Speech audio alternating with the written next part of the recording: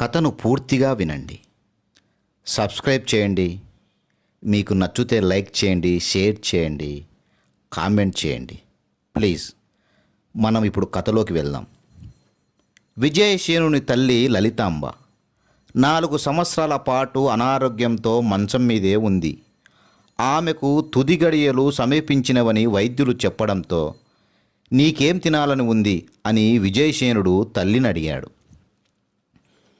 లలితాంబ విజయసేనుని సీతాఫలాలు తెచ్చిపెట్టమంది. అయితే అది సీతాఫలాలు పండే కాలం కాదు. అయినప్పటికీ విజయసేనుడు ఊరంతా గాలించాడు. కడకు ఒక సీతాఫలం పండును సంపాదించి తల్లికిచ్చాడు. లలితాంబ పండును తిన్న మరుక్షణంలోనే మరణించింది. వైద్యులు ఆమెను పరిశీలించి పండులో విషం కలిసిందన్నారు. విజయసేనుడు పండు ఇచ్చిన వానిని పట్టుకొని విషం పండు ఎందుకు ఇచ్చావని గద్దించాడు. అందుకతడు, మా చెట్టుకు కాసిన కాయ, నీ ప్రార్థన విని జాలిపడి ఇచ్చాను, అంతకు మించి నాకేం తెలియదన్నాడు. విజయసేనుడు చెట్టుకున్న మిగతా కాయలను పరిశీలించాడు.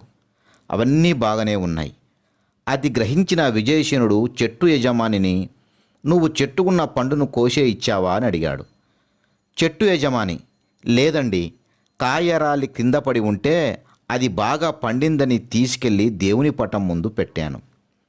అంతలో మీరు వచ్చి అడగగా మీకిచ్చాను అన్నాడు. విజయసేనుడు తనకు తెలిసిన యోగి దగ్గరకు వెళ్ళి జరిగిందంతా చెప్పాడు. ఆ యోగి దివ్య జ్ఞానంతో జరిగినంత తెలుసుకొని ఇలా చెప్పాడు. ఎంత గొప్పవారైనా చేసిన పాపం అనుభవించగా తప్పదు. గత జన్మలో నీ తల్లి ఒక దుర్మార్గుణ్ణి విషం పెట్టి చంపింది. ఆ దుర్మార్గుడు ఈ జన్మలో పామయ్యాడు. సీతాఫలం ఆ పాము తోకపై పడటంతో పాము సీతాఫలాన్ని కాటువేసింది. ఆ పండునే నీ తల్లి ఆరగించి మరణించింది. ఇందులో చెట్టు యజమాని తప్పు ఏమీ లేదని చెప్పాడు.